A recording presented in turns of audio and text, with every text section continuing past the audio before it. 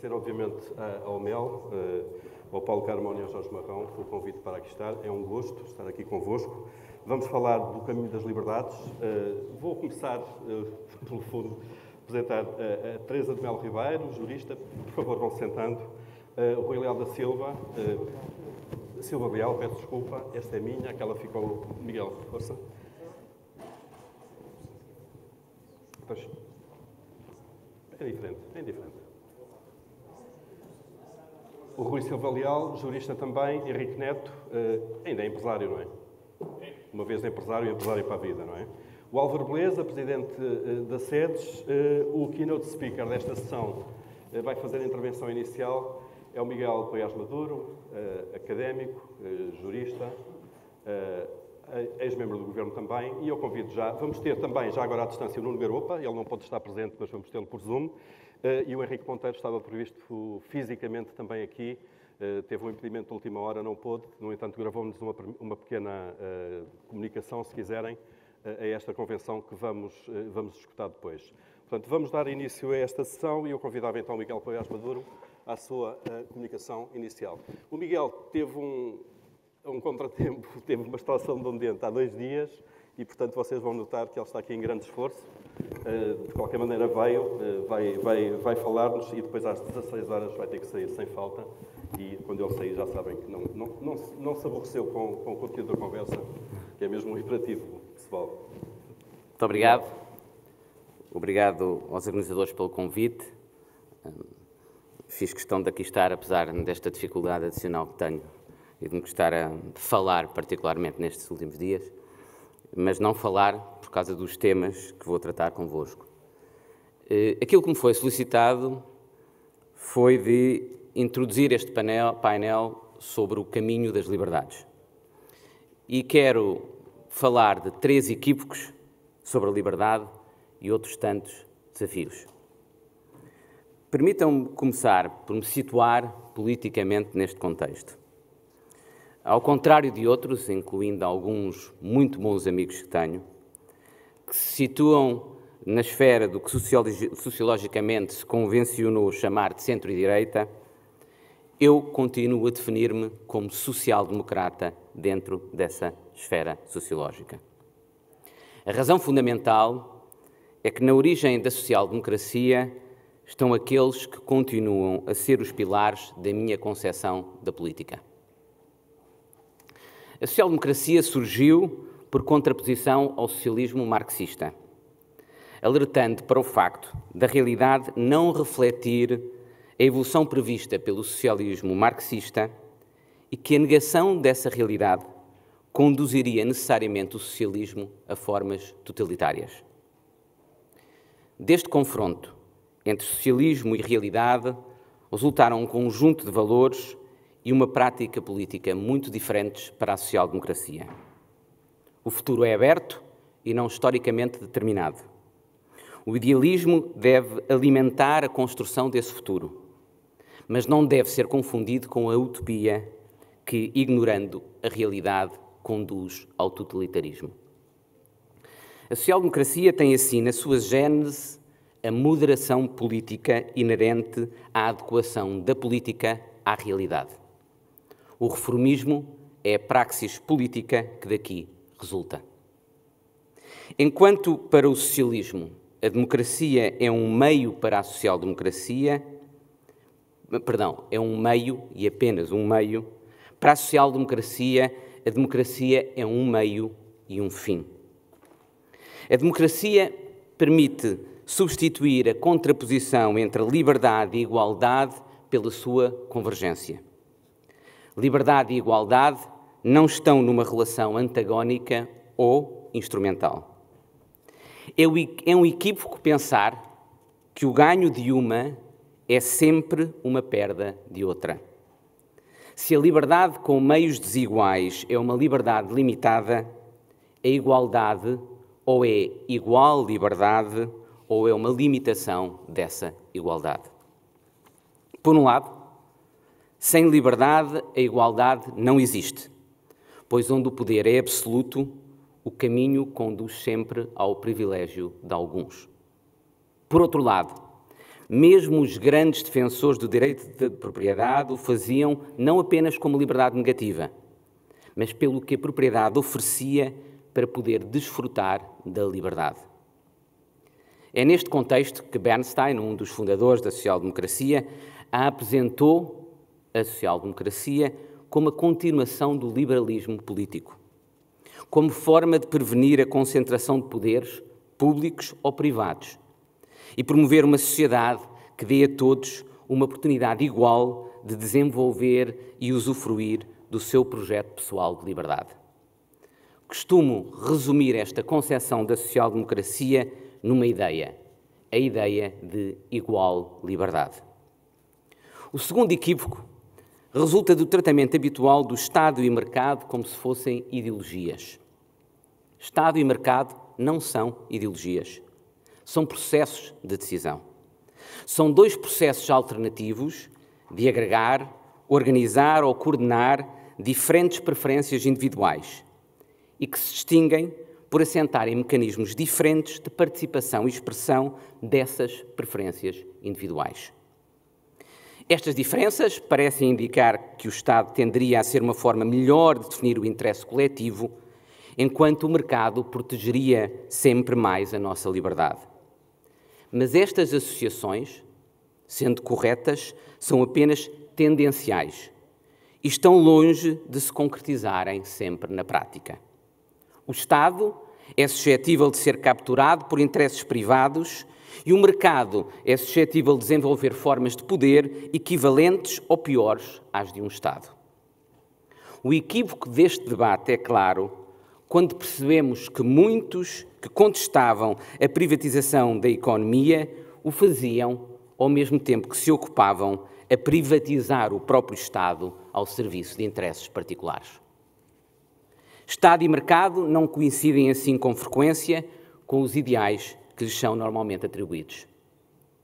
Isto é uma das principais causas do engano ideológico em que vive o nosso país.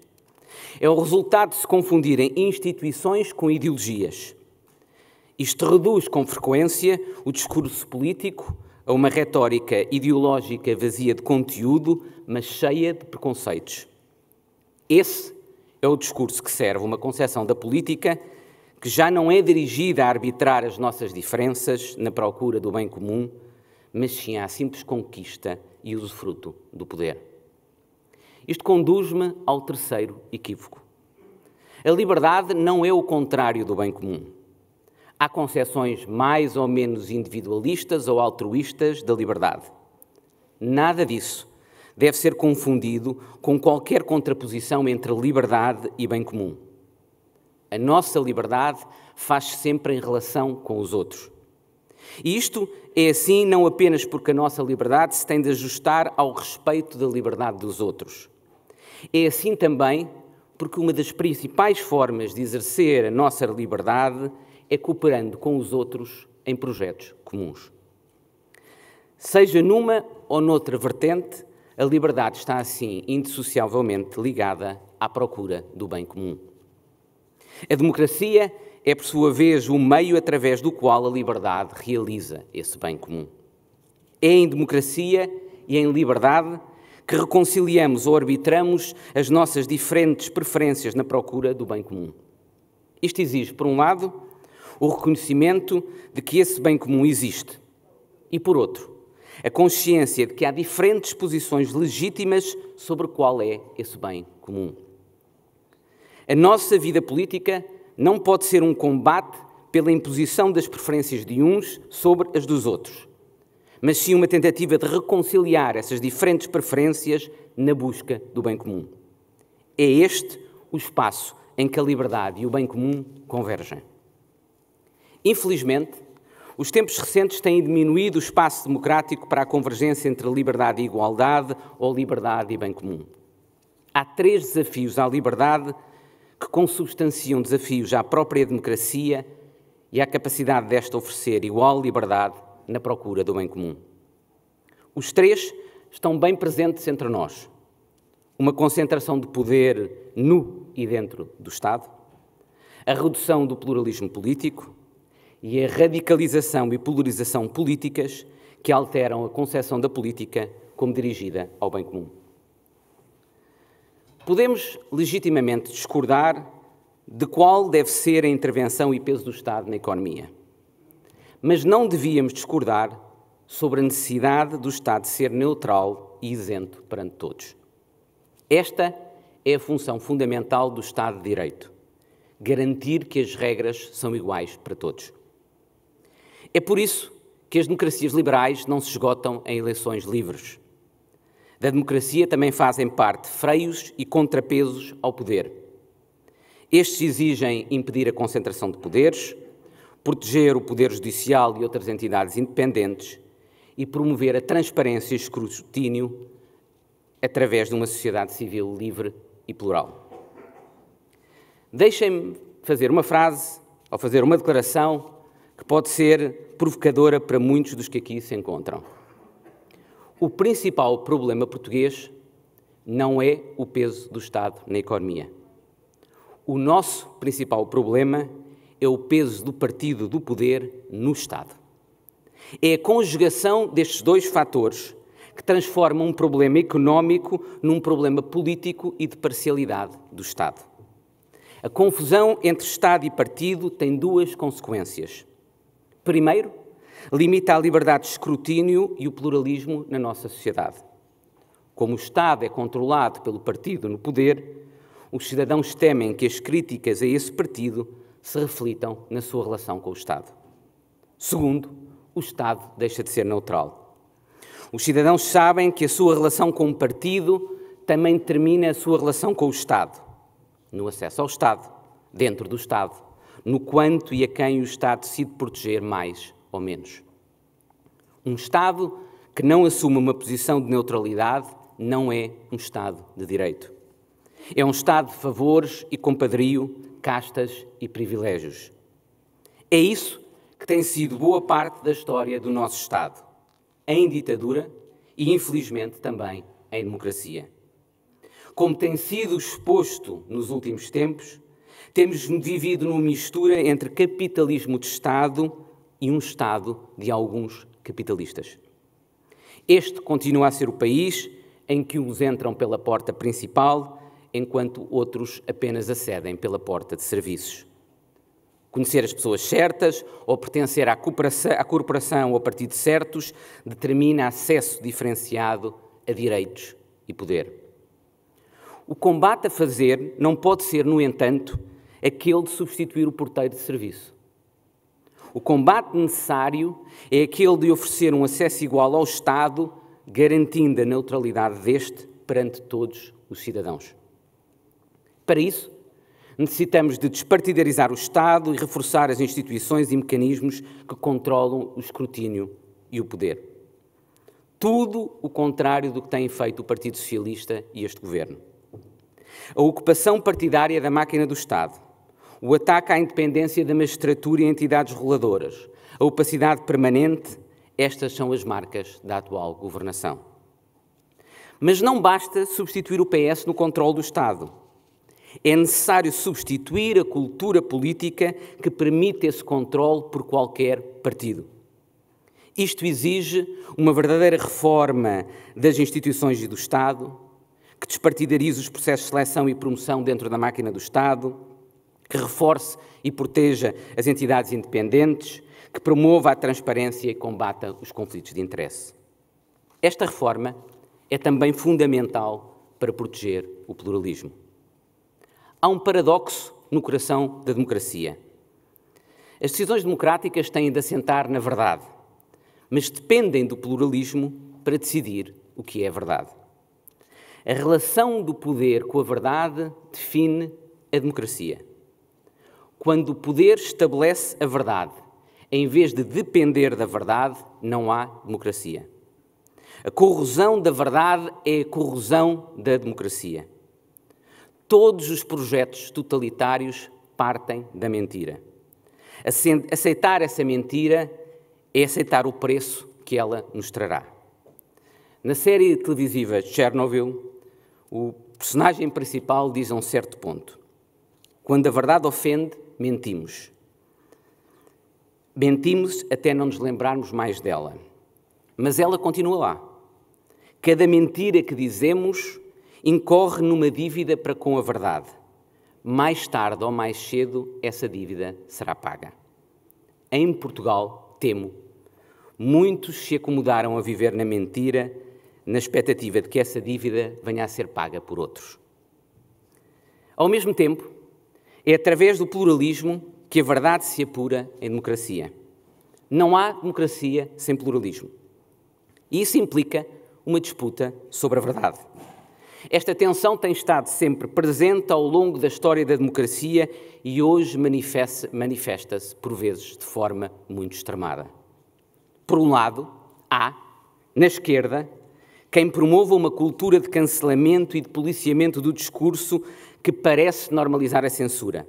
Mas, por outro lado, há que o reconhecer, também há na direita quem promova uma cultura que parece querer normalizar qualquer discurso, transformando ofensas e preconceitos em opiniões políticas. Na política, a linguagem é substância. Sejamos claros, fazer da ofensa e preconceito uma arma política não é combater o politicamente correto, é sim expressão de intolerância. A democracia tem de respeitar mesmo os intolerantes, mas isso não deve ser confundido com respeito por essas ideias. É esta diferença que muitos parecem também ignorar. É legítimo entender que a melhor forma de combater ideias perigosas é recusar sequer entrar em debate com quem as defende.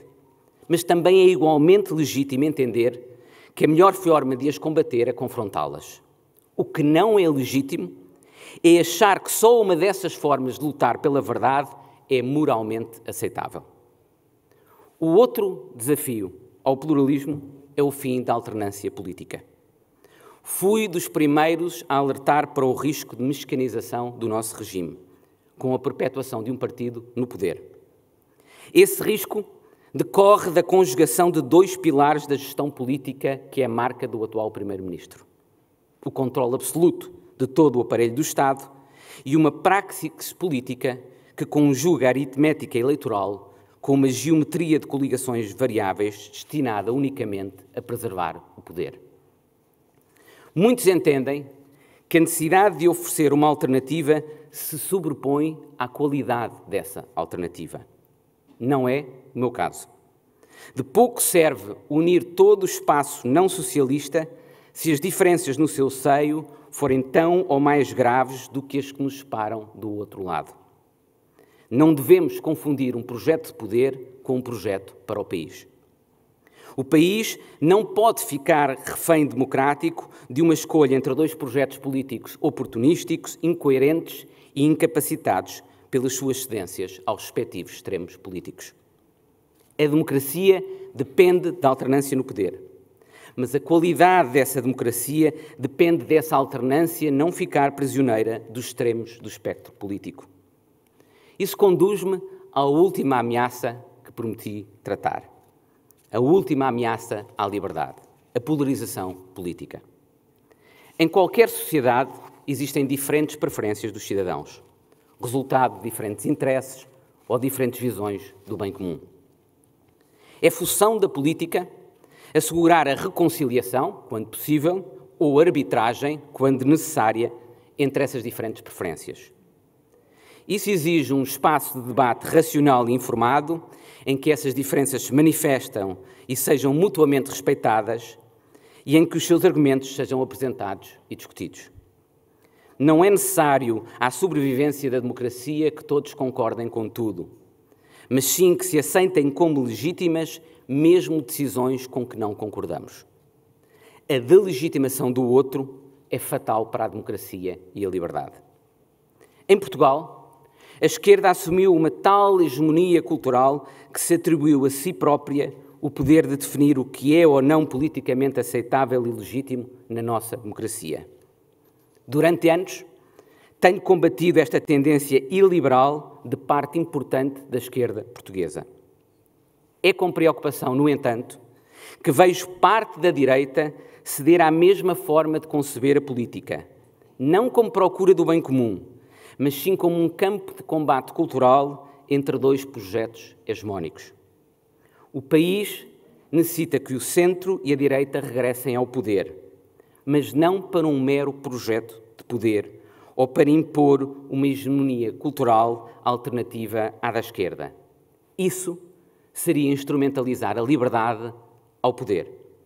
É necessário um projeto alternativo ao socialismo, assente no pluralismo e liberalismo, promotor de igual liberdade na busca do bem comum.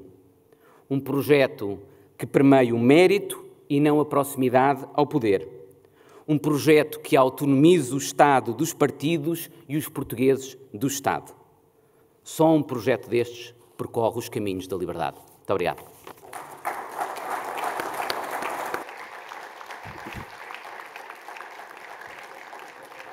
Muito obrigado, Miguel Poiás Maduro, por estas notas. Vamos discuti-las já a seguir.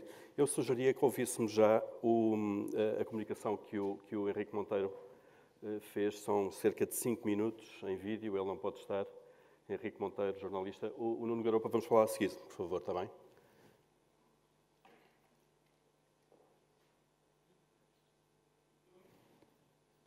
Isto é sempre difícil estar a falar para o boneco, ou pelo menos a falar para mim próprio, mas estou convencido que estou a ser ouvido e, portanto, deixem-me explicar que eu pensava, e aliás fui informado erradamente, que a minha participação seria ontem, e afinal não era, e hoje eu não posso estar aí de todo.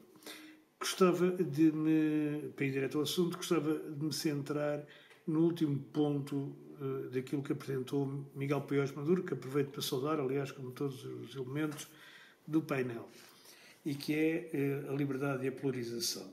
Eu penso que a questão da legitimidade do poder começou-se a colocar exatamente com a entrada da Troika em Portugal. Com a entrada da Troika em Portugal, há uma parte da esquerda, e que é uma parte significativa, que não aceita que haja legitimidade naquele poder do governo de Passos Coelho com imposições da Troika. E exige, e torna-se cada vez mais radical e exige maior radicalidade dentro do Partido Socialista no combate a essas políticas.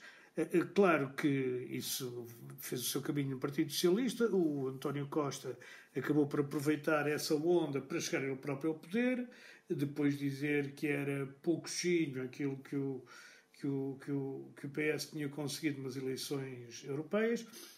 Ele acaba por perder as eleições para a coligação PSD-CDS em 2015, mas faz uma solução no Parlamento, a chamada geringonça, onde diz que derruba um muro à esquerda. Se ele derrubou um muro à esquerda ou não derrubou, ainda estamos para ver. O que é certo é que ele ergueu um muro ao centro-direita e à direita. E a construção da política em Portugal, que passava por ser uma construção centrista, fundada em valores personalistas, democratas cristãos, sociais-democratas e socialistas democráticas, deixou de ser. E passou a haver um fosso profundo. Para isso contribuiu também que uma parte da direita não achasse legítima uma solução que, ao fim e ao cabo, era inteiramente legítima, porque tinha maioria parlamentar. O que é que acontece? Acontece que são anos perdidos da geringonça. Em 2015 e 2019, os anos são totalmente perdidos. Portugal tinha feito uma saída limpa ainda no tempo do governo anterior, tinha dinheiro, tinha crescimento, mas não fez uma única reforma, preferiu andar a distribuir por quem já tinha e a não, enfim, arrumar as coisas que eram necessárias ser arrumadas. Com a chegada da pandemia, nada se alterou, enfim, houve combate à pandemia, os funcionários públicos voltaram a ser aumentados quando havia desemprego e toda a gente era diminuída ou pelo menos mantida com os salários que tinha. E o que nós tivemos foi sempre uma progressiva tribalização da esquerda, que começou a ter cada vez mais designações para estes, para aqueles, para os racializados, LGBTI, feminização de não sei quê, igualdade de tudo. Essa tribalização contaminou uma boa parte do Partido Socialista. E hoje uma boa parte do Partido Socialista não consegue viver sem essa tribalização. Infelizmente, à direita, pessoas como o André Ventura, a meu ver, mal, fizeram exatamente o contrário. Começaram a fazer sistemas de tribalização também, que passam por outros grupos, os ex-combatentes, os não sei o quê, estes, aqueles, e que não contribuem para qualquer diálogo que possa ser positivo e que possa ser construtivo entre as principais forças do país. E se cada lado se entrincheira, nós nunca vamos construir aquilo que é necessário. E aquilo que é necessário é pôr o país a crescer. É o país crescer, é o país reindustrializar-se, é também haver mais igualdade e é também haver uma defesa clara da classe média. E essa igualdade tem que ser construída não em torno das tribos que a direita e a esquerda nos dizem existir, mas em torno de pessoas, de indivíduos concretos que necessitam de estímulo social para poder refazer as suas vidas. E isto é extraordinariamente importante. Não olhar para a sociedade através dos óculos das diversas tribos e grupos, mas olhar para a sociedade como pessoas, como cidadãos de uma república e que são cidadãos que têm os mesmos direitos e os mesmos deveres, estejam onde estiverem. Isso também leva a uma reforma da justiça e a várias outras reformas que têm que ser aqui faladas. Gostava de dizer isto, gostava de deixar claro que não me parece que André Ventura faça parte de qualquer solução de direita, também de esquerda ainda menos, claro, porque ele não está na política para integrar, está justamente para partir. E gostava de dizer que há aqueles que diziam que, enfim, pessoas que vinham a isto não deviam vir porque está cá o André Ventura, ainda não perceberam muito bem o que é a democracia. A democracia não é não irmos onde vai ou onde vão determinadas pessoas, é dizer onde essas pessoas estão, aquilo que nós pensamos delas e fazê-lo sem uma animosidade especial, mas com firmeza. E é isso que eu estou a dizer exatamente do partido do Dr. André Ventura, que ele não faz parte de nenhuma solução.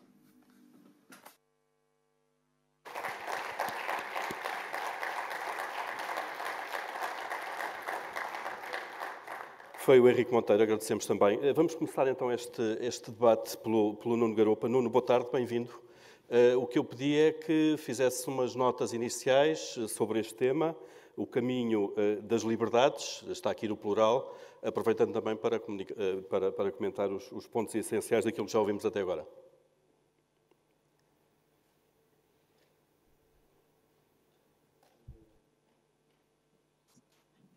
Não sei se não nos está a ouvir. Não sei se estou em linha, se não estou em linha. Nuno, estamos a ouvir-te, força.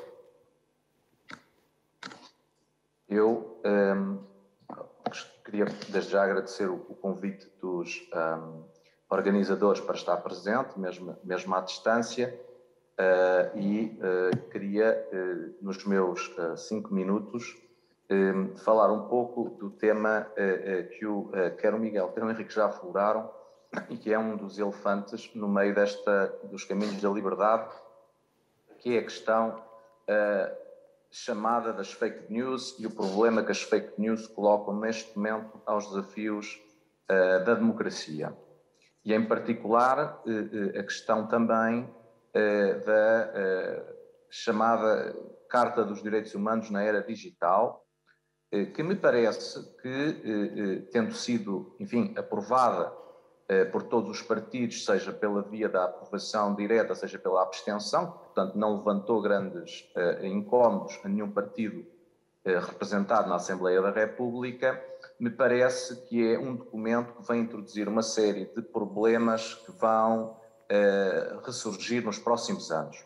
Não me refiro inteiramente à questão de se vai haver ou não vai haver censura, o que tem sido alguma preocupação de algumas expoentes da nossa comunicação social. A razão por que não estou tão preocupado com isso é que isso pressupõe uma ERC eficiente e ativa, coisa que essa entidade reguladora não foi nos últimos 15 anos. Portanto, não acredito que de repente a ERC se transforme num sensor extremamente eficaz, tendo em conta o passado de ineficácia dos últimos 15 anos. E relembro que a própria ERC continua a ser, por via até constitucional, portanto, nesse sentido, até o único regulador que está contemplado na Constituição explicitamente, por acordo do PS e PSD. Portanto, continuará a ter um papel importante do PSD na ERC. Portanto, não vejo a ERC como esse sensor que vai surgir para defender as verdades do Partido Socialista, como algumas pessoas, enfim, têm dito em público. Vejo, sim, esta carta como o motor de uma nova indústria que vai surgir em Portugal, que será a indústria que se dedica a dizer a verdade. Essa indústria, como qualquer das outras indústrias que nós conhecemos, será uma indústria pendurada no Estado, que viverá para o Estado e para dar emprego no Estado a mais um conjunto de agentes económicos, enfim, naquilo que é já o modelo que temos em Portugal, das sociedades de advogados, das agências de comunicação e de todas essas entidades e da própria comunicação social que vivem penduradas no Estado para viver do Estado. E isso, sim, parece que é um desenvolvimento que vai ter importância. Porquê? Porque vai tornar as fake news, as chamadas fake news, de facto, num centro do debate político e da cultura política em Portugal. E isso tem importância, não só pelas questões que o Henrique já levantou na sua intervenção, a questão da tribalização, a questão da informação ser distorcida sistematicamente para favorecer a própria tribalização, que é um fenómeno que não é português, obviamente, na verdade até é um fenómeno importado dos Estados Unidos, e na verdade as fake news, estritamente falando, são a justificação que a esquerda americana e europeia arranjou para a eleição de Trump em 2016 e para o Brexit. Portanto, na verdade, as fake news não existem. O que são a utilização de meias-verdades, de inverdades e mentiras por parte de aparelhos de propaganda política, coisa que sempre existiu ao longo da história, obviamente, não é novo, não nasceu em 2016, não nasceu no Brexit, simplesmente teve a dimensão que teve por causa de encontrar uma explicação lógica para aquilo que foi resultados eleitorais que a esquerda não queria aceitar, ou não consegue aceitar, ou não consegue entender. Mas desse ponto de vista tem importância em Portugal, e tem importância em Portugal por duas razões que me parecem que merecem reflexão.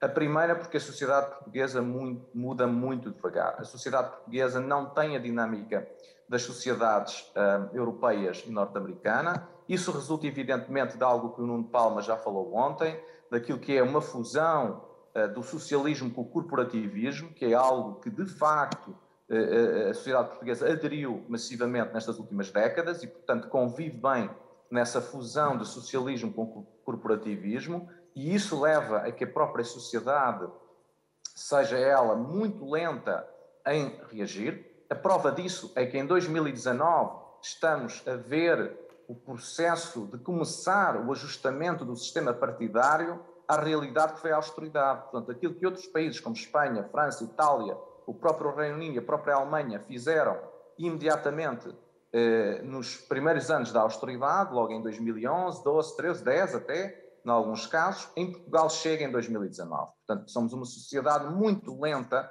nessas mudanças e estamos em 2021 a perceber que o sistema partidário ainda está a ajustar à realidade criada pela austeridade e pela bancarrota que Portugal sofreu em 2010 e o programa de ajustamento 2011-2014. E, portanto, isso significa que toda esta capacidade de reescrever a história e de usar informações meias-verdades e falsas vai ser muito importante para, neste lento processo de ajustamento, as coisas se ajustarem a essa realidade. Ao contrário de muita opinião publicada, não me parece que o Chega seja um epifenómeno, não me parece que a Iniciativa Liberal seja um epifenómeno, não me parece que o PAN seja um epifenómeno e não me parece que o sistema de partidos volte aos 4 ou 5 partidos que existiam antes da crise da dívida soberana.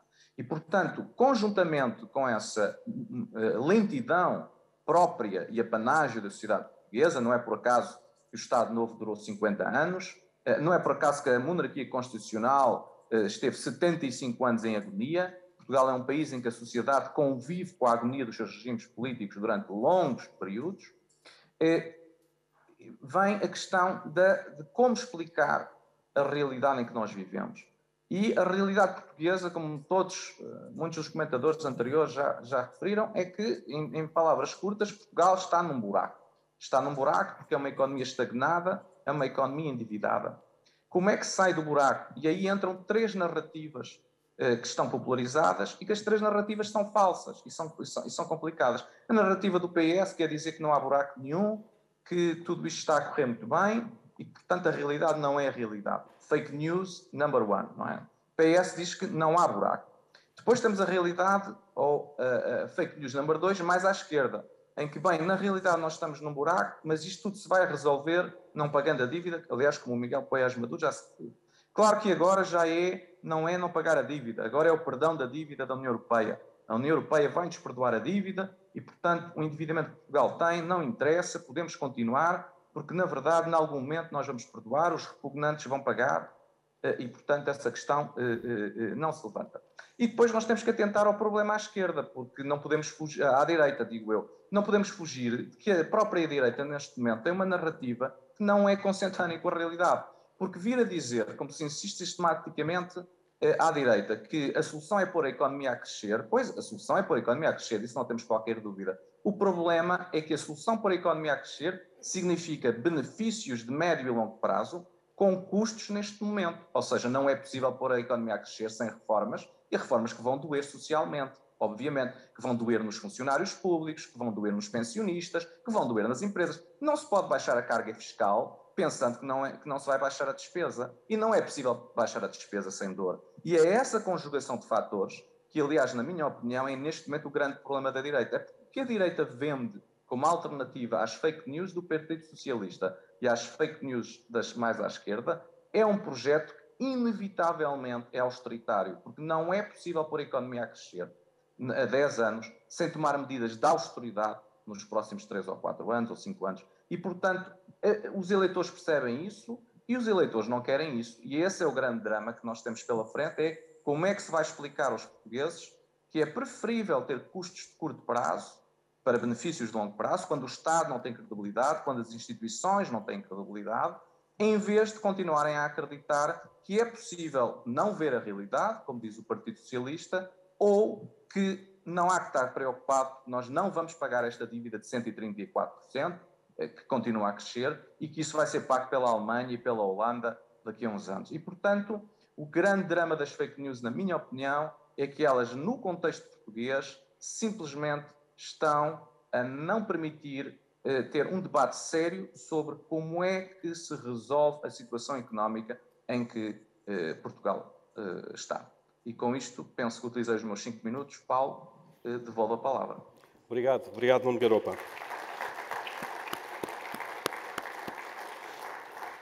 Muito obrigado. Voltaremos aí mais daqui a pouco. Vamos agora passar a conversa aqui no palco. E eu começaria, vamos seguir esta ordem, aqui, porque estamos sentados. O Rui Silva Leal, notas iniciais também, as ameaças ou os caminhos mais cor-de-rosa, se quiser, que temos para a liberdade. Boa tarde e obrigado pelo convite. Eu ouvi com atenção todos os colegas de painel e ouvi com especial atenção o que disse o Miguel Poiás Maduro e suscitou-me diversas reflexões mais terra a terra, não tão filosóficas, digamos assim. Eu sou advogado há 38 anos, estou nos tribunais todos os dias há 38 anos e vivo, portanto, aquilo que é a vida do cidadão português no seu dia-a-dia, sempre que temos conflitos e sempre que estamos nos tribunais. E onde se trata, muitas e muitas vezes, da liberdade. Nós estamos aqui a falar de liberdade num sentido a um nível muito mais elevado, e eu queria colocar o problema a um nível mais terreno, digamos assim. Porque enquanto não resolvermos o problema aí, cá em baixo, não vamos conseguir resolvê-lo a nível geral. E neste momento nós estamos com problemas de liberdade cá em baixo, graves. E isso nota-se neste preciso momento, em que a justiça está na ordem do dia e em que se discutem processos muito mediáticos e, por causa desses processos muito mediáticos, deixamos-nos levar, muitas vezes, para populismos como castrações químicas, castrações físicas, pena de morte, ainda ontem ouvi falar nisso, enriquecimentos ilícitos, e estamos a dar passos que podem ser perigosíssimos e que podem ser irreversíveis. Porque nós temos que pensar sempre nisto. A justiça não existe para acabar com a criminalidade. Mas existe sim, porque enquanto houver pessoas, enquanto houver seres humanos, vai sempre haver crime. Não há hipótese absolutamente nenhuma. Mas a justiça, os políticos, neste momento, querem nos impor rapidamente medidas que protejam a nossa segurança. E esquecem que mais segurança é sempre menos liberdade. É inevitável. Eu não sei se já se aperceberam, mas nós temos no nosso ordenamento jurídico situações como estas. Nós temos uma lei que diz, e que está a ser aplicada todos os dias, e não nos apercebemos disso e vão já perceber porquê, que diz que sempre que haja suspeitas de perigo, reparem, suspeitas de perigo da prática de um crime, podem ser adotadas medidas pela Polícia Judiciária, sem sequer ter autorização ou sem ter que pedir autorização ao Ministério Público e, sobretudo, reparem nisto, sem que haja um processo judicial formal. E sempre que, diz-se ainda nessa lei, sempre que a Polícia Judiciária quiser, pode duvidar de uma qualquer relação entre a administração pública e as entidades privadas e, pura e simplesmente, passar a investigar essas situações sem qualquer processo. Com, neste momento, a possibilidade de escutas telefónicas, com a possibilidade de registro de imagens, sem que ninguém saiba. E quando, porventura, se transformar esse processo administrativo anónimo e absolutamente incógnito em, porventura, processo judicial, os intervenientes nesse processo nunca poderão ter acesso a esse processo administrativo. Nunca. E, portanto, basta que a Polícia Judiciária diga: eu estou a desconfiar desta relação, deste contrato que está aqui entre esta empresa e a EDP, ou entre esta empresa e as Águas de Portugal. Pode ir, pode, e não precisa pedir licença a ninguém, a entrar nestes processos, que são perigosíssimos. Isto não é próprio de um Estado de Direito Democrático.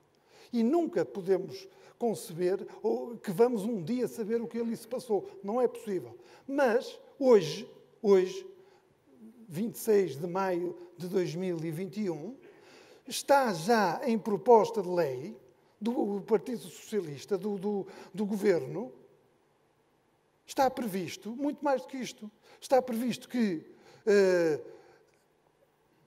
para além da Polícia Judiciária, que tem acesso também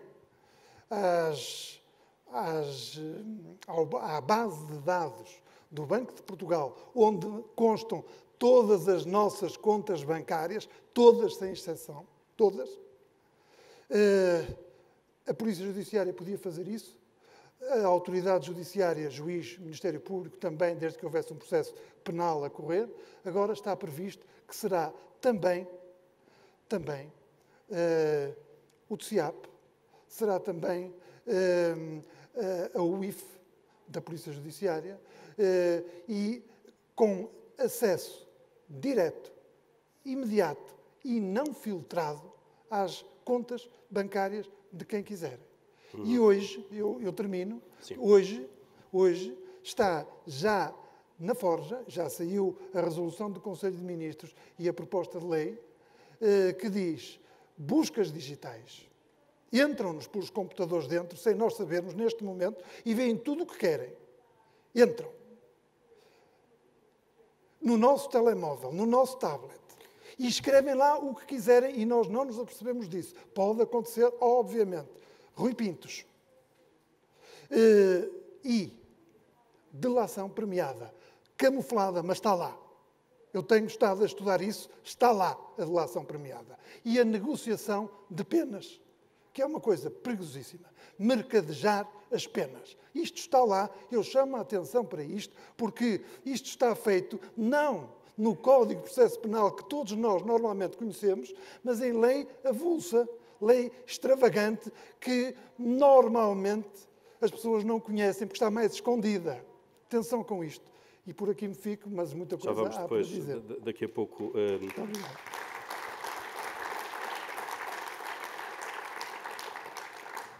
Daqui a pouco depois vamos perceber também até que ponto é que este último ano e meio quase, de medidas que todos percebemos o motivo delas, estamos a falar da pandemia, até que ponto é que podem ficar resquícios disso para o futuro. Há aqui um ruído na sala, é verdade, há um direto de televisão, portanto vamos continuar nós aqui a nossa conversa. Henrique Neto, as notas iniciais também, por favor. Boa tarde a todos. Eu comecei... Mas é um direto de televisão, estão a trabalhar. Ou queremos que as coisas passem lá para fora e sejam noticiadas, ou não, lá para fora da sala, sejam vistas, ou não. Já acabou o direto. Eu começaria por saudar a todos os membros do painel e todos os presentes. E começaria por referir, como veem, tenho aqui um papel que eu vou mais ou menos ler. Não o faço porque não pudesse falar sem o papel. São temas que, ao longo dos anos, já me cansei de falar, não há nada de novo. Mas faço por duas razões. A primeira é para falar pouco. A segunda, mais importante, é porque há muitos anos que me disciplinei a ler, passado 10, 15, 20 anos, aquilo que escrevi há 10, há 15 ou 20 anos. Para verificar o que errei e aquilo que não errei. E porquê é que isto é importante nas sociedades modernas? É importante porque, com a aceleração da mudança que nós vivemos, a capacidade de prever, seja nas empresas, seja no Estado, é absolutamente essencial. Os governos, como os dirigentes empresariais que não prevêem, estão permanentemente atrasados em relação ao seu tempo. Por isso, eu gostaria de recordar ou de afirmar que a capacidade de previsão é a primeira qualidade de qualquer dirigente político. E quando, passados 5 anos, ou 10 anos, ou 20 anos, esse dirigente político se arrepender daquilo que disse ou fez, mal está. O tema que estamos a falar é o da liberdade. Eu considero que a liberdade é o estado natural de todos os seres vivos e não apenas os seres humanos, os seres pensantes. Todavia, os seres humanos, a liberdade não é apenas física, mas é mental, a liberdade para pensar. Eu não sei se há aqui pescadores, mas considero um privilégio assistir, como já assisti, à extraordinária luta de um tubarão para se libertar do anzol. Espero que não esteja aqui ninguém do PAN. É uma lição para a vida, ver a luta pela liberdade de um ser fracamente pensante.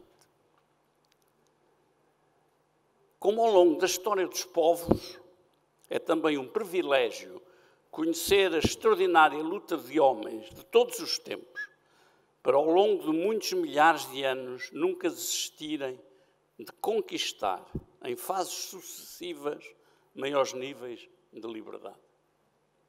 O exemplo de Mandela foi e é uma fonte de inspiração para todos os amantes da liberdade, daqueles que nunca desistem.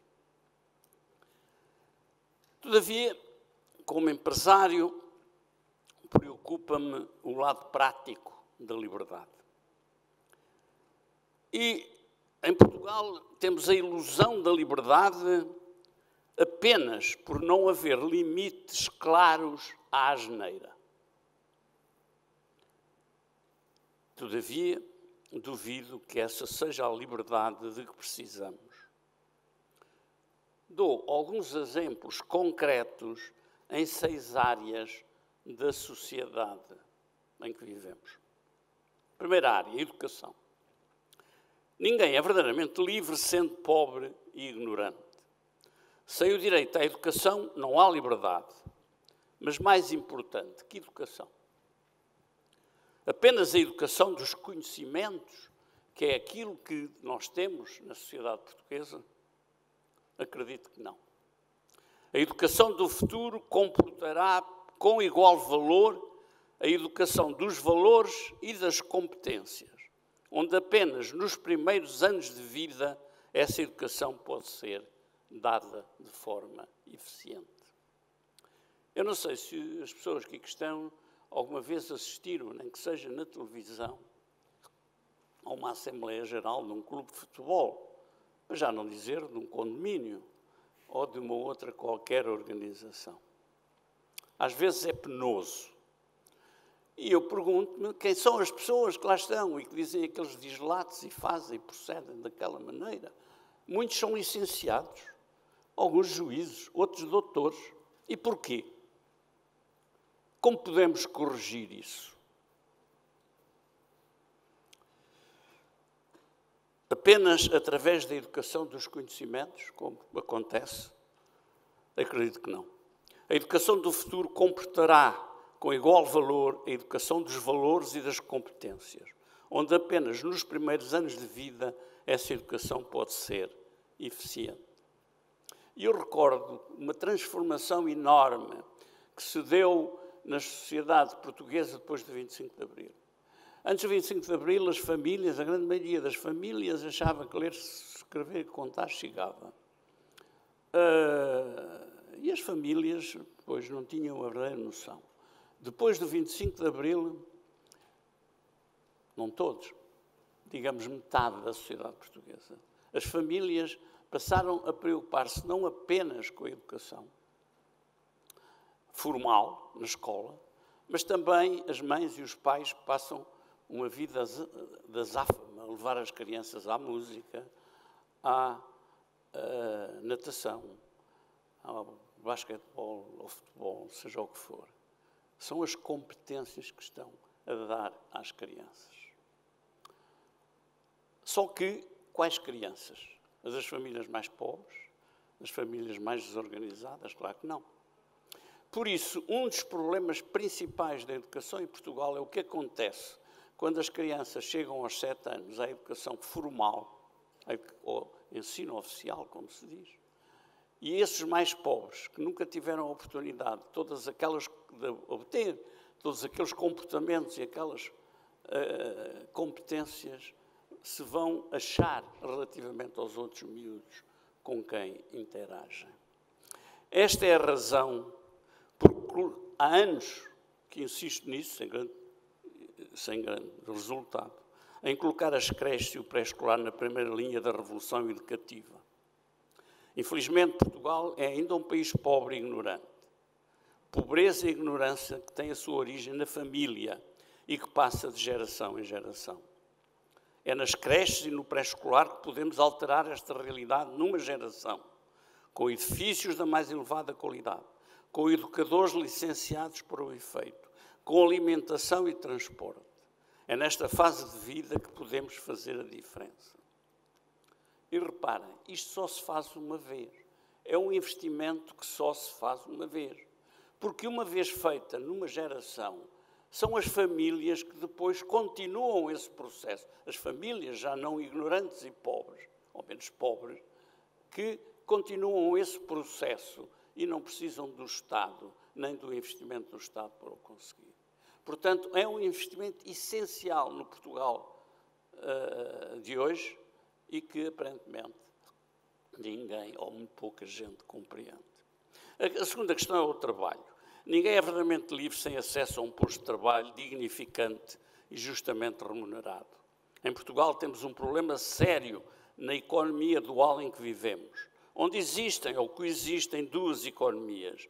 Uma de nível europeu, composta de empresas nacionais e estrangeiras, a grande maioria a trabalhar para os mercados externos, e uma outra economia de sobrevivência, composta por centenas de milhares de pequenas empresas, de baixa produtividade, baixos salários e sem grande futuro. A característica principal deste setor são as baixas qualificações do trabalho e serviço, que todavia serve de âncora social. Aliás, nesta pós-pandemia, vamos ter um problema sério neste setor da economia. A terceira é a indústria. A indústria poderá, se bem compreendida, alterar esta realidade da economia dual, porque é o único setor da economia que, apesar de dar emprego a quadros altamente qualificados, tem muitas tarefas repetitivas de fácil formação, empregos que representam uma melhoria dos níveis salariais. Recordo que na história portuguesa dos últimos 80 anos, e confesso que não percebo porque é que isto não é um tema essencial dos faladores da economia em Portugal. Nestes 80 anos tivemos dois períodos de grande crescimento económico. O período da EFTA e o período do PEDIP Auto-Europa. Períodos com as mesmas três características: investimento estrangeiro, investimento na indústria e produtos destinados à exportação. Eu reputo: investimento estrangeiro, indústria, exportações. E eu pergunto-me se Portugal teve nos últimos 80 anos sucesso e crescimento económico nestes dois períodos, porque é que não aprendemos com o que foi feito?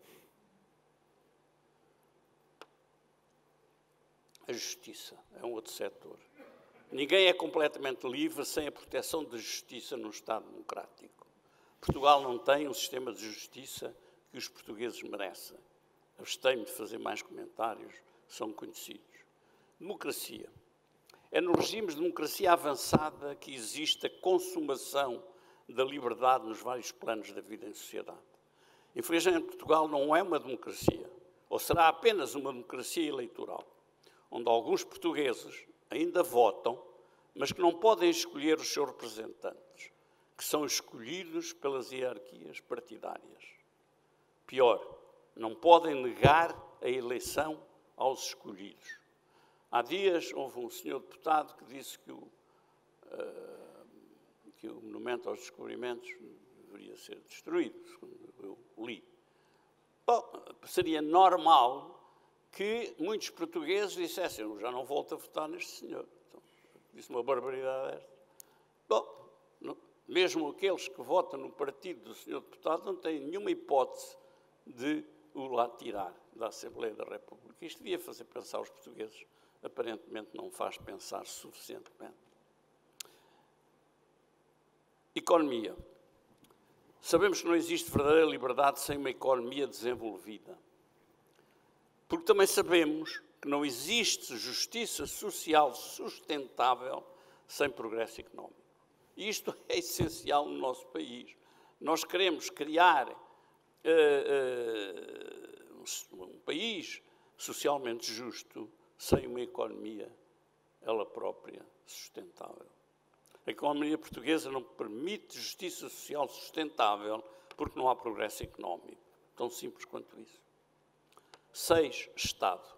A liberdade dos cidadãos também não é possível quando o Estado concentra em si todo o poder e as instituições da sociedade são fracas, como é o nosso caso, onde o Estado não perde nenhuma oportunidade de controlar as instituições da sociedade e, de forma crescente, os próprios cidadãos, matando a iniciativa e o mérito.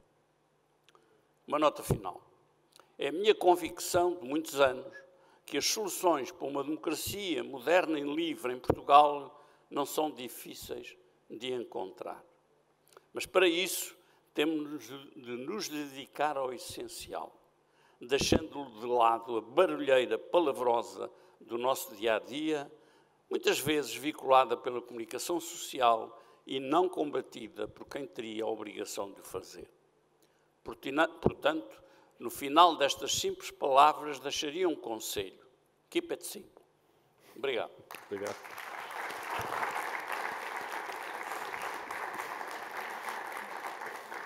Muito obrigado, Henrique Neto, por estas notas. Estes 6 pontos, já lá vamos. Álvaro Beleza, notas também sobre este tema, o caminho das liberdades. Bem, primeiro agradecer, já lá vamos depois. agradecer o convite muito simpático que me fizeram.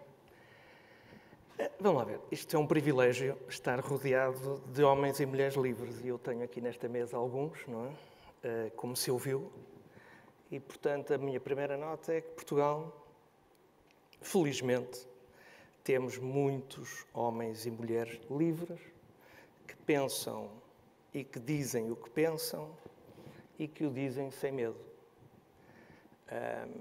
Eu estava aqui a pensar o que é que vos ia dizer, depois de tudo o que aqui foi dito, e que eu concordo muito. O Miguel, o Henrique, o Nuno Garopa fez um diagnóstico muito certeiro. Eu também tenho o privilégio de ter estado no 25 de Abril, como muitos de vocês, portanto, ter visto o que é um país reconquistar a liberdade.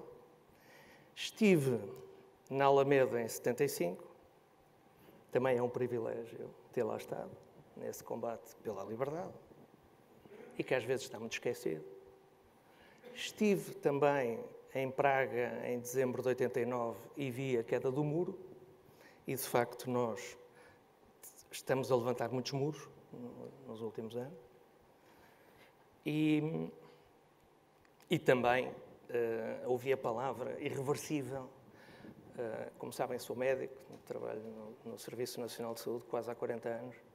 Irreversível só é a morte.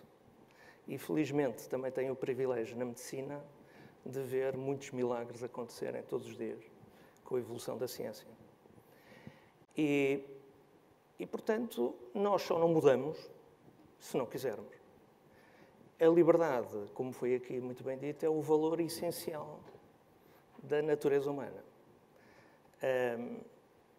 A SEDES, que eu aqui represento, foi criada há 50 anos por um conjunto de jovens na altura, entre os quais o João Salgueiro, o João Cravinho, Sá Carneiro, António Guterres, Marcelo Rebelo de Sousa, que pretendiam um país, que se anteciparam ao 25 de Abril e pretendiam um país europeu, democrático, com liberdades, um Estado liberal. E o próprio nome da SEDES o diz, com desenvolvimento económico e social, com um Estado social que permite que ninguém ficasse para trás e que houvesse uma almofada para todos, todos tivessem acesso à saúde, à educação, à segurança social. No fundo, esses objetivos foram atingidos. Mas nós estamos aqui hoje, passados 50 anos, num problema e estamos congelados com problemas sérios. Após 20 anos de anemia económica, de um crescimento económico débil, e tivemos esta tragédia da pandemia em que vivemos confinados, no fundo, em prisão domiciliária, sem liberdade, durante este tempo, para proteger um bem comum maior. E bem, teve que ser. E Portugal está a enfrentar aqui, como foi dito, vários problemas que põem em causa também as liberdades e a convivência entre os portugueses. Eu acho que não há verdadeira democracia sem liberal, sem tolerância e sem diálogo. E, portanto, é muito importante que o debate seja feito sem gritos, sem histeria, baseado em evidência, com tranquilidade, mas afirmando as convicções de cada um. O país precisa muito disso. E precisa de muitas pontes. Menos muros e mais pontes. E lembrei-me que ultimamente tivemos até num campeonato de futebol alguém que ganhou e que demonstrou 3 coisas, e não vou dizer isto por ser um médico o responsável, é com trabalho, com estratégia, com querer, com decência, com transparência, pode-se ganhar. É possível ter sucesso falando de verdade. E isto também serve para a política. Tem a ver com o que o Nuno Garopa estava a dizer. Portugal precisa de resolver um problema de confiança. Isto é, falta de confiança. Os portugueses perderam confiança no sistema político, é preciso reformá-lo. E começa pela reforma eleitoral. Nós temos, passados estes 50 anos, ter a possibilidade de escolher os nossos deputados e não serem só os diretórios e os chefes dos partidos. Isto é muito simples e é preciso fazê-lo. Temos um segundo problema que é central para a defesa das liberdades, como disse aqui o meu colega de painel, ilustre jurista, que é a justiça. Os portugueses não confiam na justiça que temos que reformar a justiça. E já agora, sobre reformas, o mundo vive a reformar-se. Nós, na nossa vida, a nossa vida é melhoria contínua. Nós temos que nos adaptar à mudança. E os que estamos aqui acreditamos que é melhor uma reforma do que uma revolução. E, portanto, vamos fazer mudanças graduais, mas temos que as fazer. O sistema de justiça é talvez o que menos mudou desde o século XIX, em Portugal. Desde o liberalismo, passando pela Primeira República, o Estado Novo e até agora mudou muito pouco. Nós temos que ter uma justiça do século XXI. E temos aqui 2 problemas fundamentais para a justiça. 2 que é preciso resolver. Velocidade. Velocidade, aliás, não é só na justiça, é um problema dos portugueses. Nós somos um país conservador e lento. E, portanto, temos muita dificuldade em fazer depressa, em perceber depressa. Velocidade, porque justiça lenta é injustiça. E depois outra coisa. Como dizia Montesquieu, no espírito das leis, a separação de poderes é central. Nós temos que ter uma justiça verdadeiramente independente do poder executivo e do poder legislativo. E esta reforma da justiça, já agora, e o que eu estou a dizer às direitas, direi às esquerdas, se me convidarem, tem que ser feito um acordo de regime ao centro para essa reforma. Alguém tem que o liderar, mas tem que ser com esse entendimento, que garanta mais independência do sistema de justiça e, por exemplo, ouvindo aqui e metendo a foice em cera alheia, que não sou especialista da justiça, mas convivi com ela há muitos anos por motivos familiares, é evidente que a Polícia Judiciária devia estar na alçada do Ministério Público e é evidente que o Ministério Público português, que ainda por cima tem um avanço em relação a outros a nível europeu e até mundiais, de ter autonomia, dado que é uma magistratura, deve manter essa autonomia. Era o que faltava, ter o poder político, seja ele qual for, a imiscuir-se no Ministério Público. Essa questão é central. Mas depois há a terceira, da falta de confiança. E é essa que nós temos que responder. Desculpem lá, mas é por isso que eu estou aqui, que eu tenho um filho de 17 anos. Eu não quero que o meu filho vá sair de Portugal, quero que ele seja feliz em Portugal, como eu fui, e como nós quase todos fomos aqui em Portugal. Nós somos de uma geração que tivemos o 25 de Abril, que Portugal se tornou europeu, que não temos uma Europa, temos uma Europa sem fronteiras. Tivemos muitas coisas boas que conseguimos. Os nossos filhos têm que ter direito a isto. E para terem direito a isto, Portugal tem que ter um crescimento económico, como tem a Irlanda, a Holanda, a República Checa, a Bulgária. Porquê é que nós não devemos ter? Não temos lepra, não temos nenhuma doença, isso eu posso garantir. Geneticamente, nós não somos inferiores aos outros.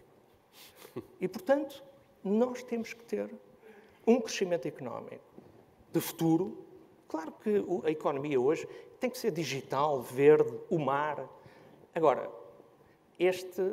no fundo, é isso que o país espera dos poderes políticos, das direitas e das esquerdas, ou pelo menos da esquerda democrática e liberal, onde eu me revejo, E é isso que eu aqui também vos posso dar a garantia que a SEDES vai apresentar ao país no fim deste ano, e com muitos que estão aqui, aliás, a colaborar connosco e que têm também o privilégio, porque é mesmo um privilégio, de os ter comigo nesse projeto, uma ambição, uma visão estratégica reformista para Portugal, realista, baseada em evidência,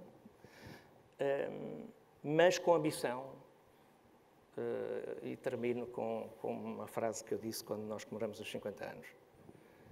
Eu perguntei aos meus colegas economistas qual era o PIB da Irlanda e dos outros países. Nós temos que nos comparar com os melhores.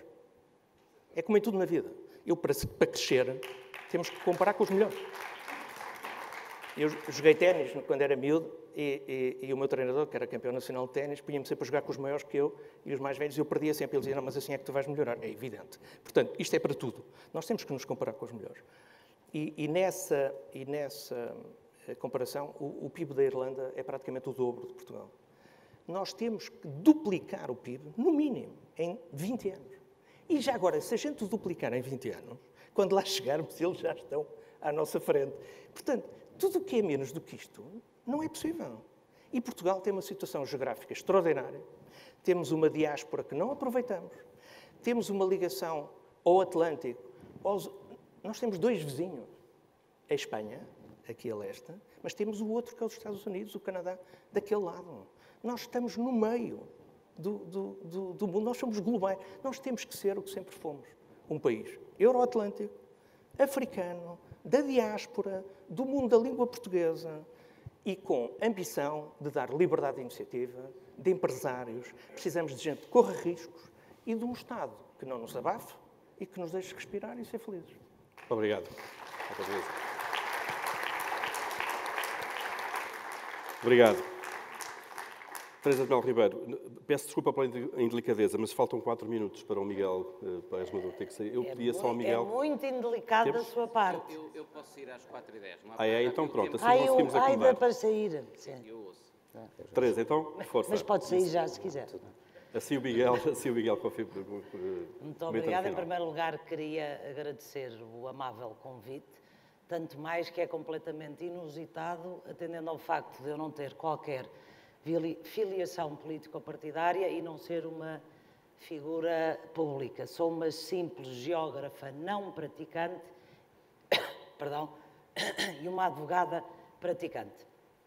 Em segundo lugar, como nota prévia, queria dizer, tal como o Dr. Henrique Neto, eu também tenho aqui umas notas, também para não ser prolixa, porque sendo mulher por nascimento e sendo advogada, corro um risco enorme de não parar de falar até me desligarem o microfone. E aí a vítima seria o Miguel Paes Maduro, neste caso. até o Sr. sair. Eu gostava de analisar e falar um bocadinho sobre o tema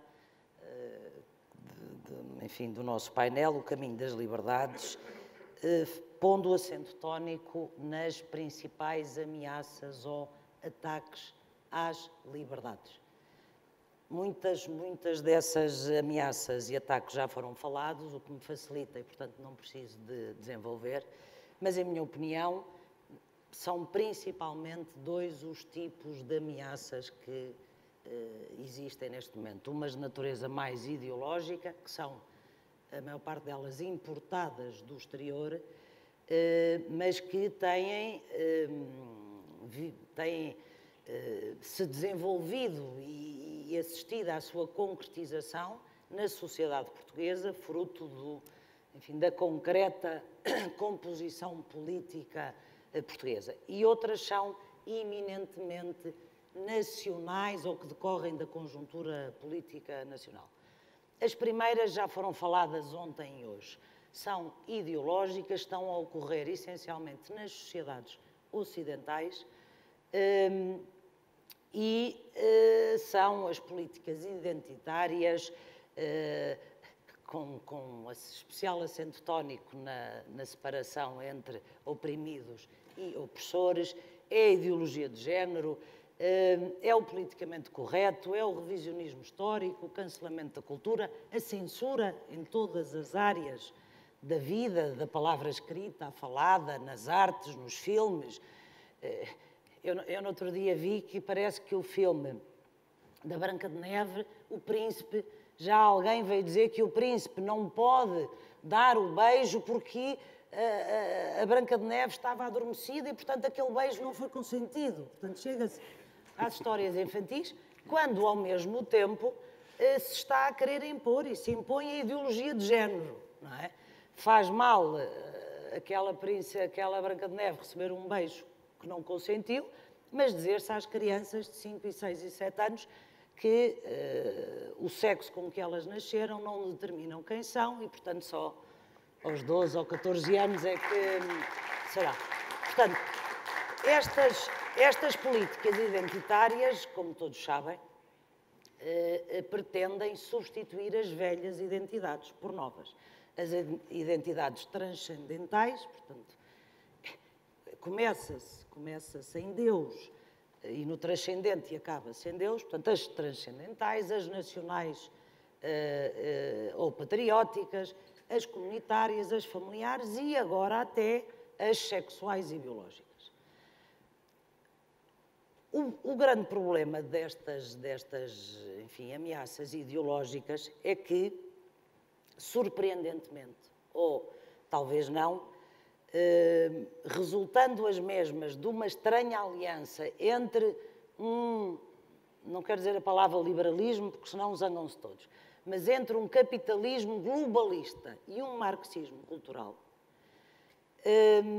vão dar aso a que, com a sua implementação à séria nas sociedades ocidentais, que o humanismo cristão personalista, que constitui a base fundacional das sociedades ocidentais e cujos valores éticos e morais decorrem da dignidade da pessoa humana e dos valores e dos direitos fundamentais que se consideram inatos, afastarmos o humanismo cristão personalista, vamos dar aso a que entre o transhumanismo, o animalismo e muitos outros ismos. Só que, retirando as fundações de uma casa, da casa ocidental, da casa europeia, a casa desmorona-se, a casa cai. E até isso acontecer, o que é que nós assistimos? Assistimos que várias das liberdades individuais estão ameaçadas, atacadas e já numa vivência diária.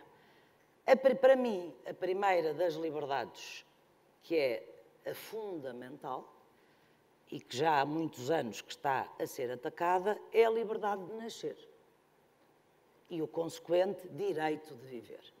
E, portanto, a partir do momento que se promove, despenaliza e legaliza o aborto, isto é, o homicídio sem ser a pedido da vítima, nós estamos a impedir que aquele ser nasça e viva. A segunda liberdade, que é posta em causa com todas estas políticas politicamente corretas e identitárias, é a liberdade de aprender e consequente liberdade de ensinar, que nós estamos a assistir nas sociedades ocidentais e em Portugal a uma total programação política e ideológica do ensino das crianças, onde a ideologia de género, enfim, como todos sabem, tem um papel fundamental e mutativo. E até só repetir o slogan: deixem as crianças em paz. No nosso tempo, acho que eu posso dizer nosso tempo, aprendia-se a sexualidade e estudava-se o corpo humano na cadeira de Ciências Naturais. Agora estuda-se a sexualidade na cadeira de Educação Cívica. E não é o sexo, é o género. E eu aprendi que género tem as palavras, género masculino e feminino. As pessoas têm sexo. E até se pode dizer isto quando os jovens sejam um pouco mais crescidos. Com 5 anos, 6 anos, 7 anos, é de facto coartar a liberdade de aprender. Depois temos, já vimos todos, a ameaça à liberdade de expressão, que obviamente pretende condicionar a liberdade de pensamento, Enfim, muito recentemente, eu aconselho todos a lerem a Lei número 27/2021, de 17 de maio. Vale a pena ler, porque essa lei tem aquilo que hoje em dia é muito típico nas leis portuguesas. Qual é a lei? Peço desculpa. O tema. É a Carta Portuguesa de Direitos Humanos na Era Digital. Já aqui falamos. Como se fosse preciso vir o legislador, como se a Constituição não tivesse direitos humanos suficientes, a Declaração Universal dos Direitos do Homem, a Carta Europeia dos Direitos do Homem, ainda temos que ter uma Carta Portuguesa, que vem dizer que pretende dar execução à implementação ao Plano Europeu contra a Desinformação ou da Democracia. Eu devo dizer que dei-me ao trabalho de ir ler o plano e não é bem assim, porque esse plano tinha como preocupação e estava mais direcionado para as grandes plataformas eletrónicas e para a reação em relação às grandes empresas do mundo digital. Seja como for, eu aconselho que vejam, porque esta lei tem aquilo que hoje em dia se faz, que é, primeiro, enunciam-se os direitos, dá-se uma grande preocupação à identidade de género, à não discriminação, à linguagem inclusiva e neutra, e depois a seguir diz, bom, e o Estado tem que proteger as pessoas de uma utilização indevida, de uma desinformação, que já todos ouviram, que é considerada a narrativa comprovadamente falsa ou enganadora, que possa pôr em causa o interesse público ou que possa acarretar prejuízo. Portanto, é censura sem tirar nem pôr, não é a priori, e não é com lápis azul, é com um selo ou com a ERC, que vê as suas competências aumentadas, porque a ERC tem competência para a comunicação social, não tem para as redes digitais, mas seja como for, é a posteriori e não sabe se, de acordo com a lei que irá ser aprovada em desenvolvimento, que consequências é que irão acontecer. Agora, não me tire já a palavra, Paulo. A seguir a estas ameaças ideológicas, temos as ameaças que decorrem da realidade política portuguesa. E em relação a essas, eu gostava de dizer 2 ou 3 coisas. Eu creio que consigo, se calhar, transmitir o sentimento médio do português quando ele diz que devo à improvidência socialista a desgraça de ser pobre, sem bens que valham. Sou, tanto quanto o Estado me permite ser, uma pessoa livre. Esta é a realidade do homem português hoje. Só que o exercício das liberdades individuais não pode ficar dependente da concessão magnânima do Estado. Nós todos sabemos que, desde 2015 até ao ano passado, houve um processo de tomada de aparelho do Estado por parte do Dr. António Costa, do Partido Socialista. Na minha opinião, aquilo que José Sócrates sonhou e começou, António Costa concretizou. É o controle do aparelho do Estado e o controle, enfim, por parte do Partido Socialista, do Governo, a concentração no Poder Executivo. Eu, aliás, acho que, então, depois deste último ano, e devo dizer que estranho, e se não tiver tempo de falar na primeira ronda, gostaria muito de falar na segunda, eu estranho que neste dia e meio se tenha falado tão pouco do que aconteceu neste último ano. Mas eu acho que o Dr. António Costa todos os dias olha-se ao espelho e diz: o Estado sou eu.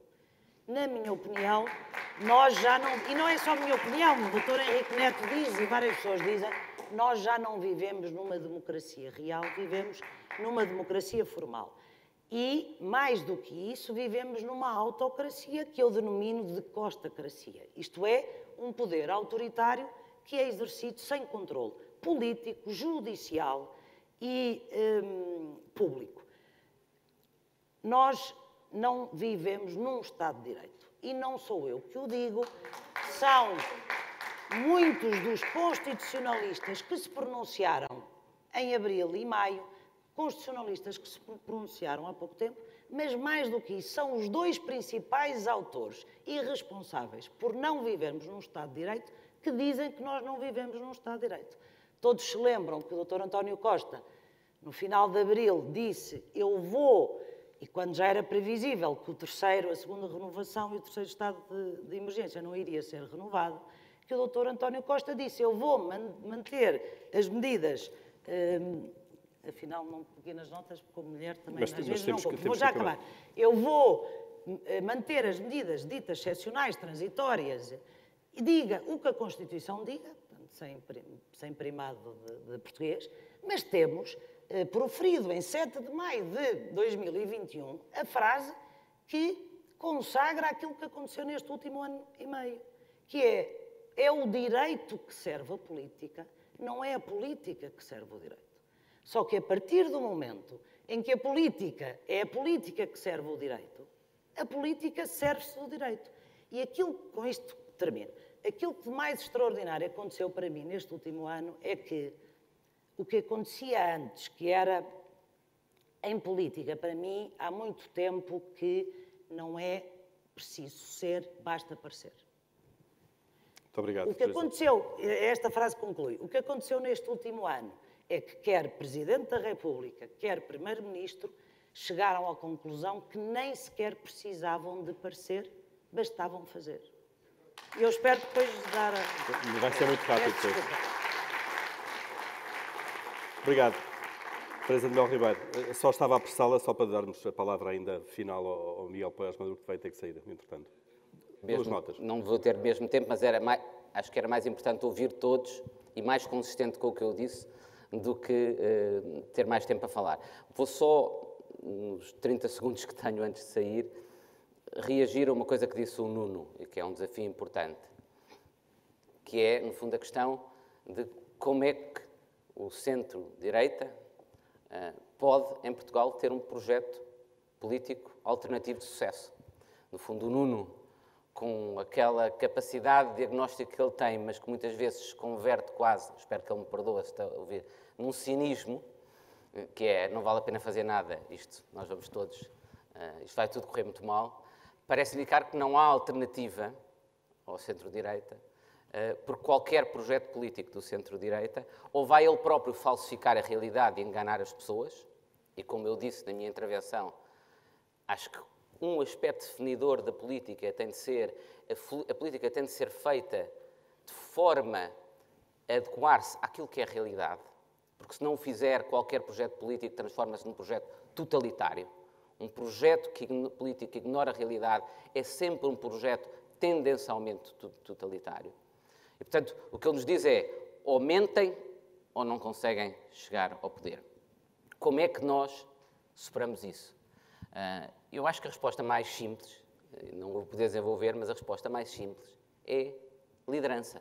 Ou seja, eu dou neste momento um seminário aos meus alunos em Florença, precisamente sobre liderança.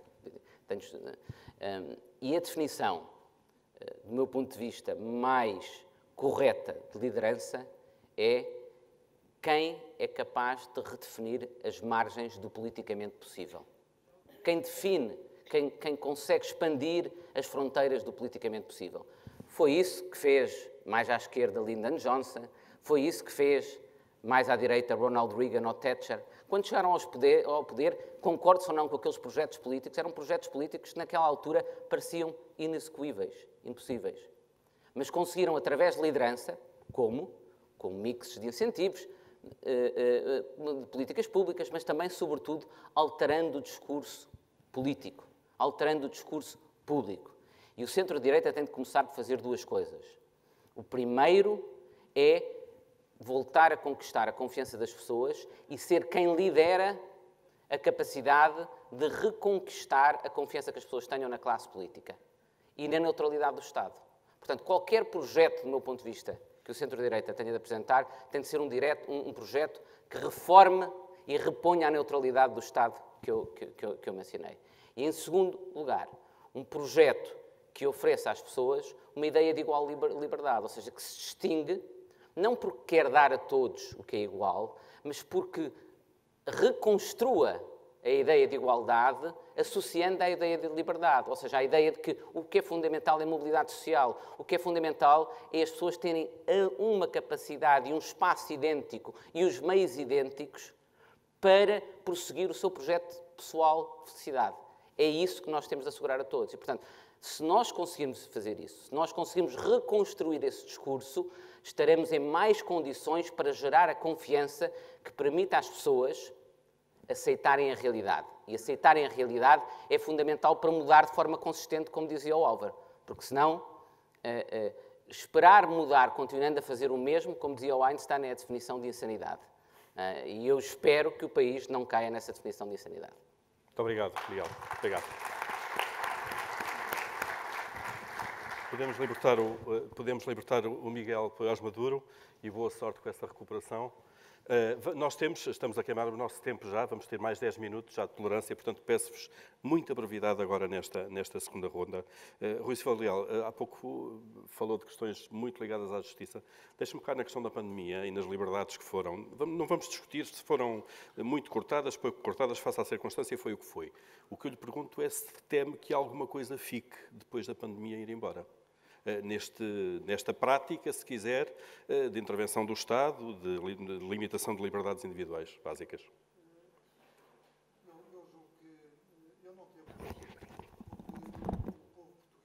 Falta microfone aqui, desculpem. Está desligado. Já ouvem? Não. Já está agora. Já está.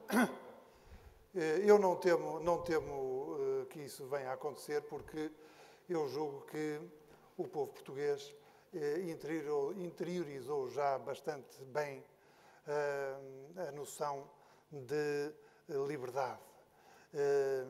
A única coisa que esta pandemia trouxe de bom para a liberdade foi para os presos, os reclusos. Muitos deles saíram em liberdade. E alguns permanecem em liberdade por causa disso. E, portanto, isso acaba por...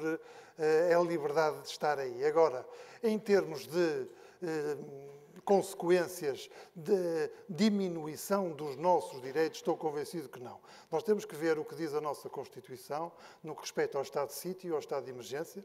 O estado de emergência para aquelas situações menos graves e em que só é admissível qualquer uma destas situações excepcionais em 3 casos. No caso de, porventura, uma agressão iminente de forças estrangeiras, no caso de ser posta em causa a ordem constitucional democrática ou no caso de calamidade pública.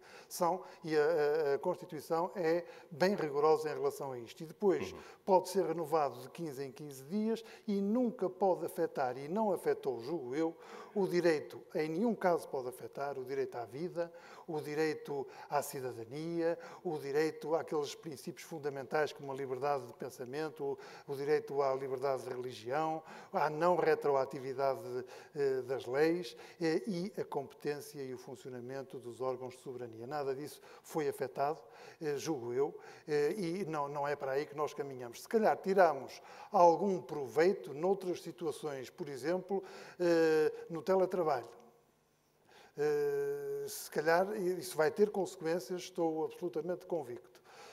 De resto, em termos de menos liberdade, em termos de restrição de direitos, estou convencido que não é por aí. As ameaças estão no outro lado, como disse na sua intervenção. Exatamente, as ameaças estão. Olhe, por exemplo, nesta questão do enriquecimento ilícito. Eu aí vejo uma ameaça concreta. Com a questão da inversão do ónus à prova. Exatamente. Eu sei como resolver esse problema do enriquecimento ilícito, é o ovo de Colombo. Mas tem que dizer aos legisladores, aquilo que estão a fazer neste momento é perigosíssimo, porque é a inversão do ónus da prova, é a violação de princípios como o direito à não autoincriminação. Eu não sou obrigado a dizer que pratiquei um crime e a dizer como é que o pratiquei. Não sou, não posso ser. Não é? Tenho o direito ao silêncio. E, portanto, isto tem que ser resolvido de uma forma totalmente diferente e não é com habilidades de contornar a Constituição que nós lá vamos chegar, que é o que se tem estado a fazer. Vamos tentar contornar agora a Constituição para ver se conseguimos punir o enriquecimento ilícito. Não dá. É sempre inconstitucional. Só há uma forma, que é, e já temos hoje os mecanismos, que é esta.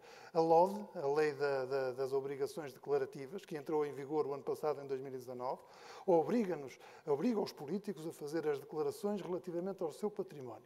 E agora o que se pretende é obrigar também a justificar o acréscimo do património. E o que se pretende ainda agora é dizer assim, quem não justificar o património comete um crime. Estamos na mesma na presunção. Estamos na mesma na inversão do ónus da prova. Não é isso que se tem que fazer. O que se tem que fazer é obrigado a declarar o aumento do património, é obrigado a justificar o aumento do património. Se não o justificar, não comete crime nenhum. É obrigatoriamente comunicado ao Ministério Público para que investigue a incongruência do património. Se houver crime, pune. Se não houver crime, não pune. É só isto. É o Estado de Direito. Mas depois de uma investigação. Claro. Exatamente. Henrique Neto elaborou aqui quase um programa de governo em muitas áreas, sobre áreas que são fundamentais para a liberdade. Educação, trabalho, indústria, justiça, economia desenvolvida, obviamente, e Estado. Escolhe algum como prioritário aqui. O que é que mais condiciona neste momento a nossa liberdade?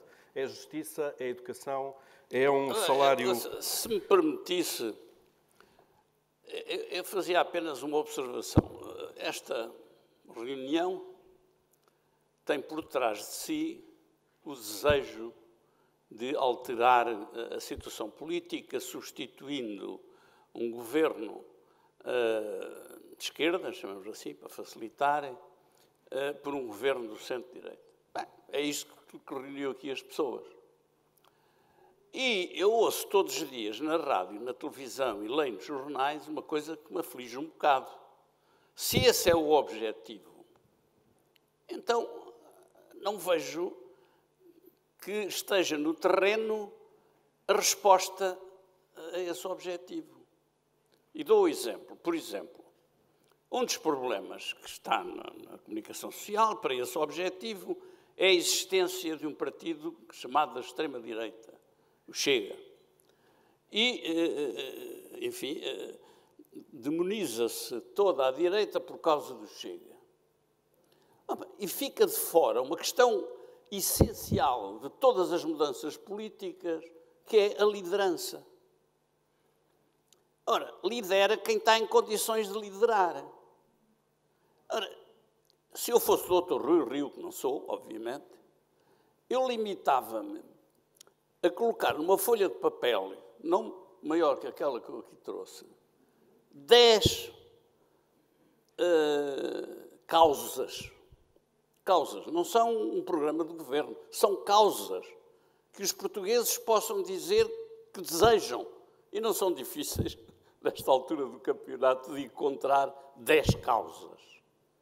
E depois, a liderança é isso, propõe-se essas 10 causas ao centro-direita do país e aqueles que aderirem a essas 10 causas são bem-vindos e os que não quiserem ou recusarem, paciência.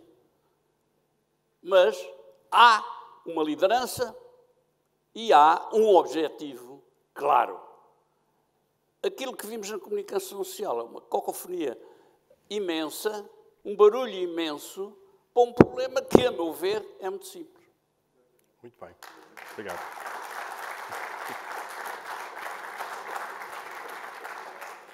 Álvaro Beleza, notas finais também. Notas finais. Se quiser um mote, é como é que somos livres com um salário médio de 1.073 euros, dados do início deste ano, e 665 euros salário mínimo? Pois, vamos lá ver. Eu acho que não há... Pode haver crescimento económico sem democracia. Aliás, é uma novidade dos últimos anos, não é? Como se vê com a China, porque havia a ideia que para haver uma economia de mercado florescente e a democracia liberal estavam associadas. E a China está a demonstrar, e outros países, que é possível ter crescimento económico e, portanto, dar melhores rendimentos às pessoas sem democracia. Agora, há uma coisa que não é possível. Ter democracia liberal, isto é, liberdades individuais, de dizermos o que queremos, o que pensamos, nos manifestarmos, sem economia de mercado e sem propriedade privada. E isso já os velhos liberais os diziam no século XVIII e XIX, e isso é uma verdade atual. Portanto, tem a ver com isso que me estás a perguntar. Só haverá liberdade, ou mais liberdade, se o rendimento de todos os portugueses aumentar. E isso só é possível se o país tiver um crescimento económico robusto. E isto é como diz o Henrique, muito bem, Isto já está tudo dito. Portugal precisa, economia, reindustrializar e ter indústrias de alto valor acrescentado e exportação. É isto. O que é que precisamos na educação? Ter creche, como diz o Henrique, desde pequeninos, acesso a todos ao ensino, desde os 3 anos, o pré-escolar, universal para todos e de melhor qualidade. O que é que os portugueses querem? Mais liberdade de escolha. Vivemos numa era em que as pessoas não comem o que a gente lhes quer meter pela goela abaixo. E bem, as pessoas estão mais informadas. As pessoas querem ter liberdade de escolher o seu médico, o seu hospital, o seu advogado, aquilo que comem. E nós temos, em termos de sociedade, e os governos que são eleitos por nós, devem nos permitir isto. Qual é o desafio?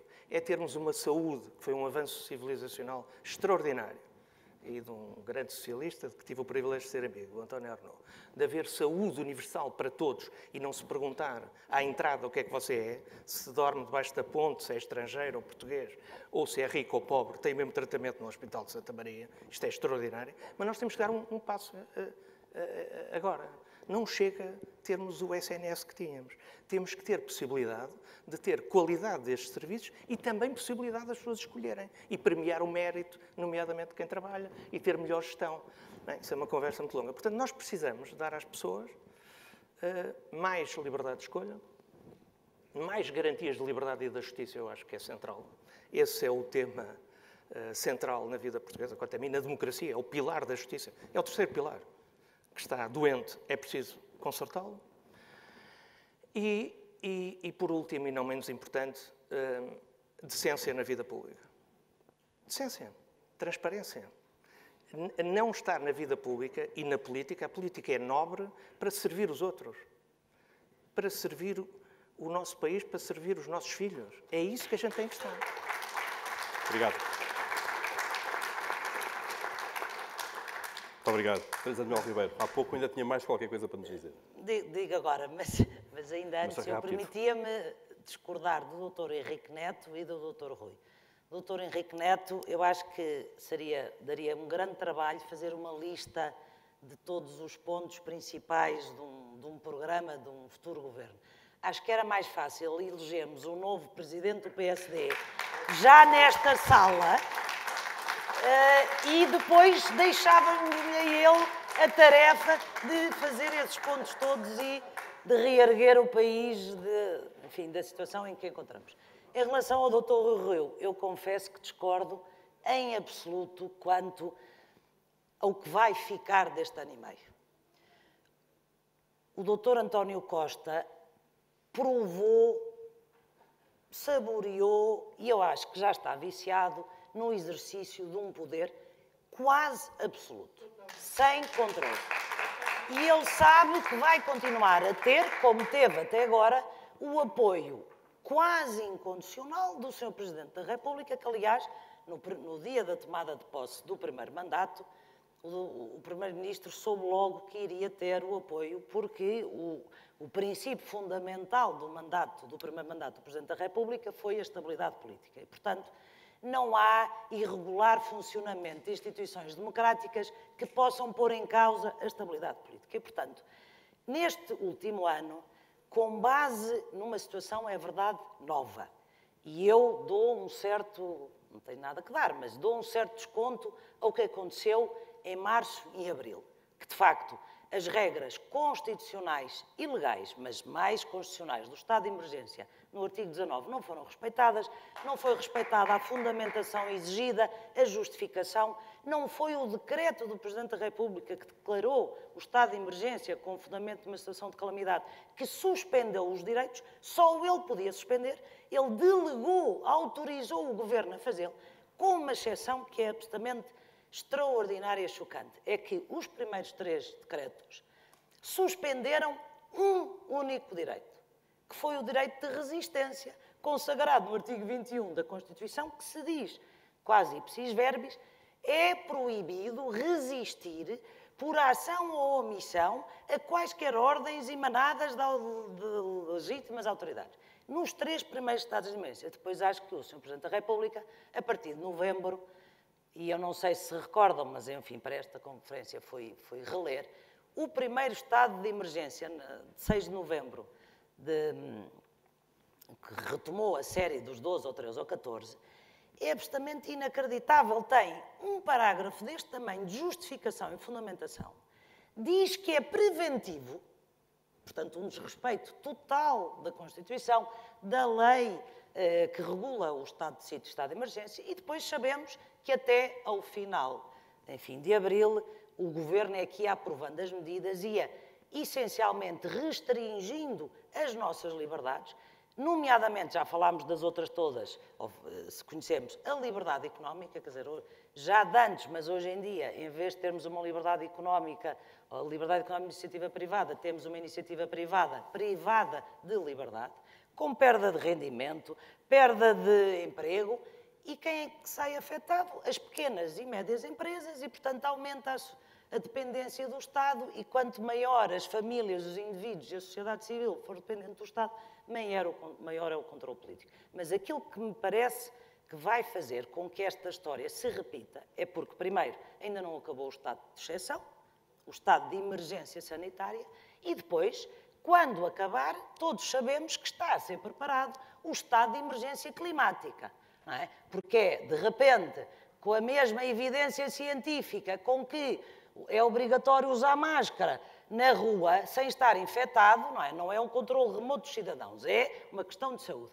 O estado de emergência climática, que é de uma falta de evidência científica atroz, parte substancial do dinheiro que vem da bazuca é para a descarbonização, para a digitalização. Portanto, o estado de emergência climática vai continuar e é só estar atento aos fóruns para saber que isso acontece.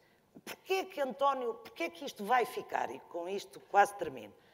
Porque o medo incutido nas pessoas, que o medo da dita pandemia, ao qual se substituiu rapidamente a pandemia do medo, e quanto mais irracionais e não sustentadas do ponto de vista científico foram as medidas impostas pelo Governo, maior foi a submissão e o controle e o incutir o medo, porque quando uma medida tem alguma racionalidade, as pessoas aderem a ela e aceitam com base na razão.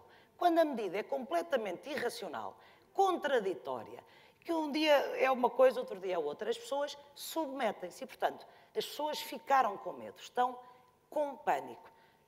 A comunicação social, e com isto quase termino, outra vez? O problema aí, com o seu quase. Então vou terminar. Eu vou terminar.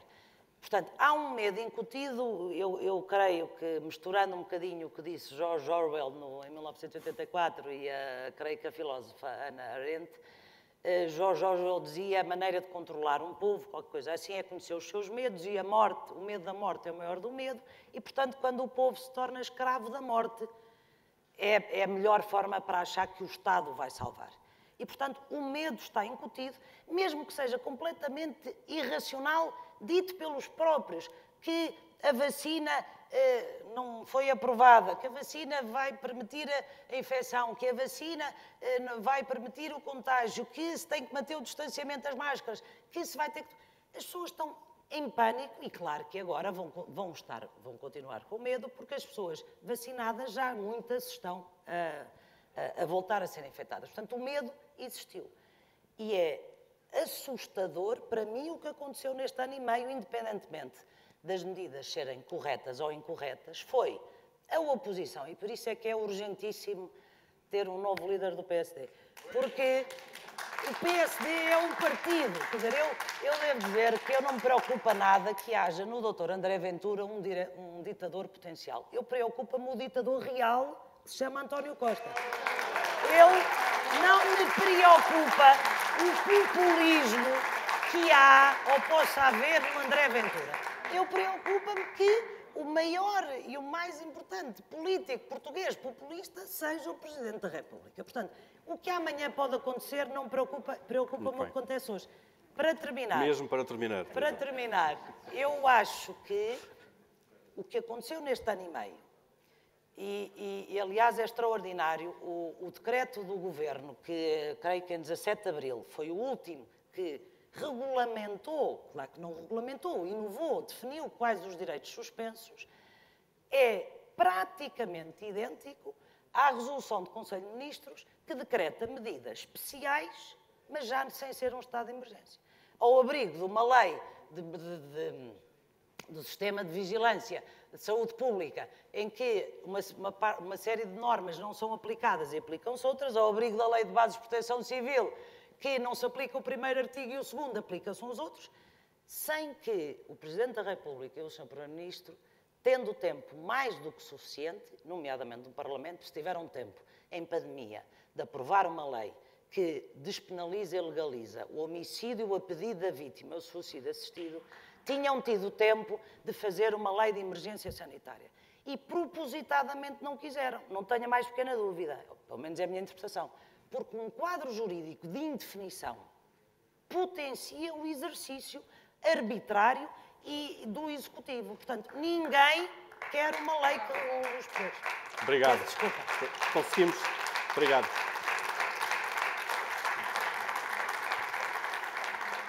Muito obrigado, Teresa de Melo Ribeiro. Eu acho que ainda conseguimos ouvir em 2 minutos o Nuno Garopa, que esteve a ouvir esta sessão toda, só para ser ele a encerrar também, ele começou a encerrar.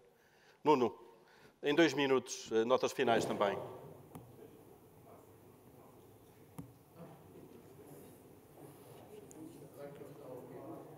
Está em delay. Há um delay. Está em delay, já deu.